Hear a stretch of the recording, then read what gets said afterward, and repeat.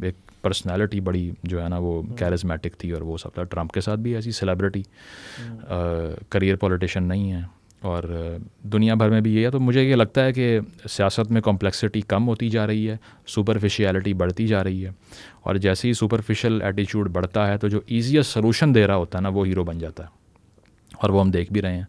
तो जिसकी communication strategy बेहतर है वो जीतेगा। Performance has become irrelevant, that's what I think. So I want to hear what I already believe in, but from a more handsome person. May be या because वो he is appealing to my emotions only. हाँ. तो वो इस पर एक किताब भी है हैना अरेंथ की, ओरिजिन्स ऑफ टोटलिटेरियनिज्म। तो वो कहती है कि इस तरह की जो मूवमेंट्स है ना वो सिर्फ एक, वो ख़ुद कुछ नहीं करती, वो एक प्लेटफॉर्म प्रोवाइड करती हैं आपको कि इधर आएँ और आके अपने जज्बात बोल दें बस। और ये जब पावर में आते हैं ना इन्हें समझ नहीं आती हमने क्या करना है, क्योंकि वो आते ही इसलिए कि हम दूसरों को बुरा कहते हैं, बस उनके पास ये है। तो इनका सारा नैरेटिव ये होता है कि दूसरा चोर है इसलिए मुझे ले आओ। भाई तुम क्या हो ये नहीं पता।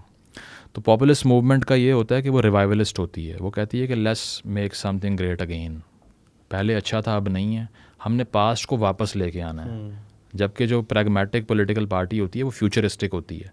पॉपुलिस्ट हमेशा रिवाइवलिस्ट होता है, वो पुराने पास्ट को वापस लाना चाह रहा होता है और वो पुरानी ग्लोरिफिकेशन करता है। कहता है ये बनना है। अर्तुगरुल दिखाता है आपको, और वो 7th सेंचुरी की रिजीम उसने वो कहता है अब बनानी है मैंने। जो ट्राइबल सोसाइटी थी जिसकी डिमार्केशन भी नहीं थी, जो स्टेट भी नहीं थी मॉडर्न डेफिनेशन के मुताबिक। मॉन्टेविडियो कन्वेंशन की डेफिनेशन है स्टेट की कि उसमें एक टेरिटरी इंपॉर्टेंट है, उसके बगैर स्टेट नहीं होती। तो ये कहते हैं कि स्टेट ऑफ मदीना बनाऊंगा। तो भाई वो डायनामिक्स ही इतने मुख्तलिफ थे।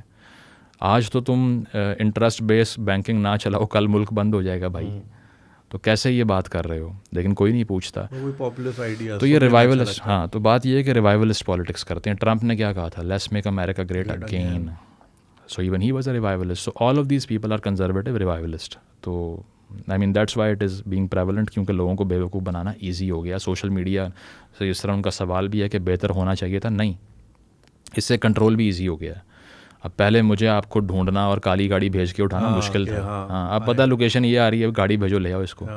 तो to control and the surveillance culture has become more easier. लोग इस चीज़ को समझते नहीं हैं। वो पेनॉप्टिकॉन का लफ्ज़ इस्तेमाल करता है फूको, मैडनेस एंड सिविलाइजेशन उसकी किताब है। तो वो ये उसमें कहता है कि अब ये स्टेट एक पेनॉप्टिकॉन की तरह होती है, जो दरमियान में जो टावर होता है ना, जो जेलर का, जिसके टॉप पे जेलर खड़ा होता है, आसपास सारे सेल्स होते हैं। तो स्टेट वहाँ खड़ी होकर देख रही है कौन क्या कर रहा है। तो ये सोशल मीडिया एज अ पेनॉप्टिकॉन, दरमियान में स्टेट खड़ी हुई है टॉप पे और हर बंदा उसकी निगाह के अंदर है। तो ये इतना आसान हो गया है कि अब बेवकूफ़ बनाना भी उसी स्पीड से होता है। आपने जो सोचा था कि एनलाइटनमेंट आ जाएगी, नहीं आ सकती, क्योंकि अब उनके लिए ब्रेन वॉश करना is more easier. Do you think जैसे social media is giving a lot of threat to the status quo उसको बारहा कोशिश भी की। इनफैक्ट जो पार्टी इस वक्त निशाने पे है, they were at the forefront of seizing power और इस तरह के लॉज लाना पीका। बिल्कुल। तो do you think state in the state of desperation would do something drastic against social media? नहीं, वो कर नहीं सकते। मेरा ख्याल है कि बड़ा मुश्किल है। अगर वो किया भी तो वो बड़ा शॉर्ट लिव्ड होगा। उसकी वजह ये है कि या तो आप नॉर्थ कोरिया या ईरान बना दें, कि चीन बना दें। व्हाट्सएप नहीं हो सकता, ठीक है, फेसबुक नहीं होगा, चीन में नहीं है ना, उसमें वो वीबो है उनका। और उसके अंदर भी अगर आप कोई स्पेसिफिक टर्म यूज़ करें तो वो कम्युनिस्ट पार्टी देखना शुरू हो जाती है कि अच्छा ये टर्म यूज़ कर लिया तो अब देखो क्या कह रहा है।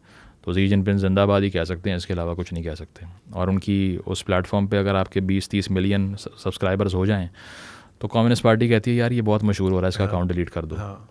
ये मैंने सुना है, ऐसा हुआ है। और उसकी वजह यह है कि वो कहते हैं कि किसी भी इंडिविजुअल को इतनी पावर नहीं देनी कि वो कम्युनिस्ट पार्टी को छोटा दिखाना शुरू कर दे और ख़ुद बड़ा बन जाए। तो जैक मा जो कि उनका बिलियनर था, उसने सिर्फ एक बयान दिया बेचारे ने कि बैंकिंग सिस्टम अपना रिफॉर्म करें, कर्ज़े देना आसान करें, अगले दिन गायब हो गया। The strongest man in the country, हिसाब लगाएं कि कोई ट्रंप को या मलिक रियाज को उठा के ले गया, 6 महीने तक मिल ही नहीं रहा। और उसकी वेल्थ भी उसने इस्तीफ़े दे दिए बाद में, कुछ पता नहीं चला। ऐसे बहुत से। तो ये या ऐसी स्टेट बना लें, जो कि पॉसिबल नहीं है क्योंकि पाकिस्तान वेस्टर्न एड पे रिलाई करता है, वो होने नहीं देंगे। तो अगर वो किया होता आपने तो वो तो UN की आपकी मेंबरशिप उड़ा देंगे अगर आप ये हरकतें करेंगे। तो पाकिस्तान जो है बाहर से ठीक हो सकता है, अंदर से तो ये होने देंगे नहीं ना। तो सिविलाइज मैं समझता हूँ कि ये बड़ी कॉलोनियल थिंकिंग है कि बाहर से आके हमें ठीक किया जाएगा, लेकिन प्रैक्टिकल है